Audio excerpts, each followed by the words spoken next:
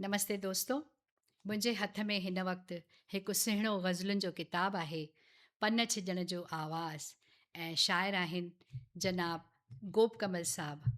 उन मां हिकिड़ो ग़ज़ल तव्हांजे अॻियां पेश करे रही आहियां। मतला हाज़िरा। जिन खे तो सुबुह शहर जा रस्ता ॾसिया हुआ, जिन खे तो सुबुह शहर जा रस्ता ॾसिया हुआ, से राति जो घिटियुनि में ई रुलंदा मिलिया हुआ। मूं चंड खे विसाए दरी बंदि जीअं कई, के खुड़ खबीता कमरे जी रौनक बणिया हुआ, के खुड़ खबीता कमरे जी रौनक बणिया हुआ।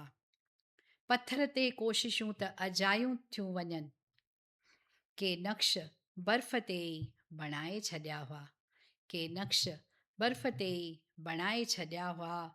ऊचाईअ तां किरण जो घणो डपु लॻेनि थो, ऊचाईअ तां किरण जो घणो डपु लॻेनि थो। माण्हू त सिर्फ़ु बांबड़ा पाइणु सिखिया हुआ, माण्हू त सिर्फ़ु बांबड़ा पाइणु सिखिया हुआ। कल्ह राति जेको शख़्स उञायल मरी वियो, उन पंहिंजे मुठ में क़ैद के सागर रखिया हुआ, उन पंहिंजे मुठ में क़ैद के सागर रखिया हुआ। कल्ह राति जेको शख़्स उञायल मरी वियो, उन पंहिंजे मुठ में क़ैद के सागर रखिया हुआ। पेरनि जा के निशान छपियल था नज़र अचनि, हू केरु हुआ, हू केरु हुआ जे सहरा मां वर वर लंघिया हुआ।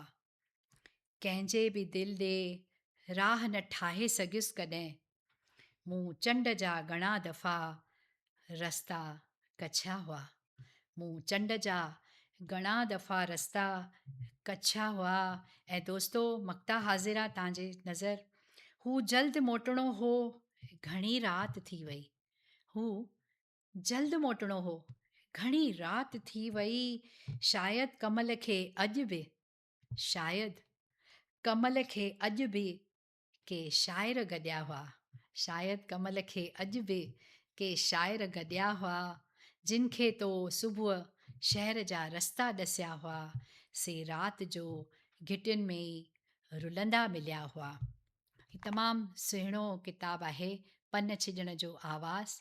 पेश कंदड़ डॉक्टर चारुमित्रा माखीजाणी, रानडे, गोवा मां। तव्हांजी महिरबानी।